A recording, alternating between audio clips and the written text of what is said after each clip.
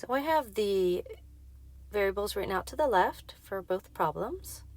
You'll notice that for the pressure problem, on the top problem, the pressure section, I ended up making sure that I had the conversion from torr to ATM. That's just 760. The volume, this was milliliters, so I wrote it as liters. The molar mass is just molar mass, so it's R. And then right here, I included the whole conversion to Kelvin. So I'm going to fill out the equation.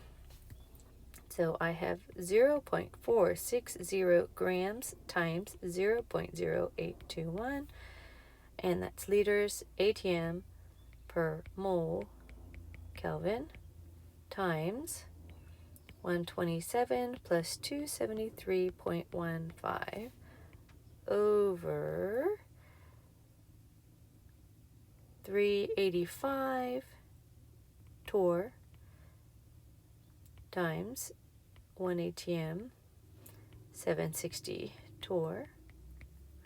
I don't have to have parentheses. Well, I do, since I'm multiplying like that, I do need to have a parentheses like that. What I was going to say is I can put this whole entire denominator in a parentheses, and that's fine.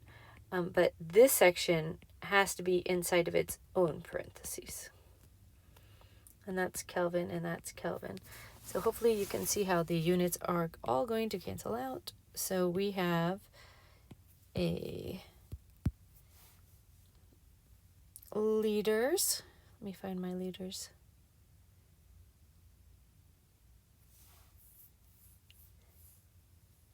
Oops, I just realized that I wrote the wrong thing down, didn't I?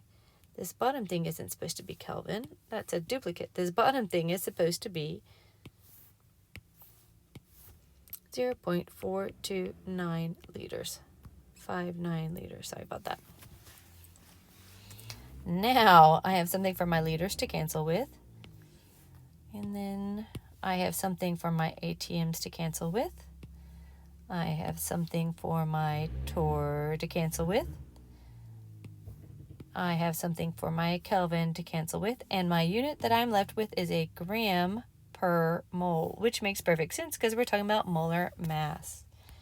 We put that all in the calculator and we will get 0.460 times 0.0821 times parentheses 127 plus 273.15 divided by 385 divided by 760. And then, I'm not sure how I ended up with the one. Divided by 0.4259. And I'm going to scroll left because it looks like somehow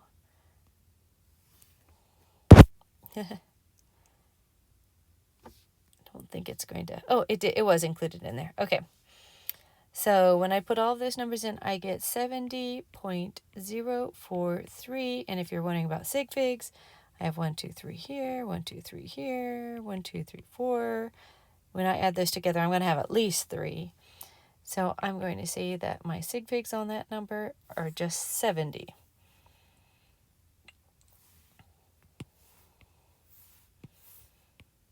Now, if you go ahead and you divide that by 2, you're going to get 35. Now, I know that there's not a periodic chart value that's exactly 35, but there's one that's very, very close that is diatomic, and it's chlorine.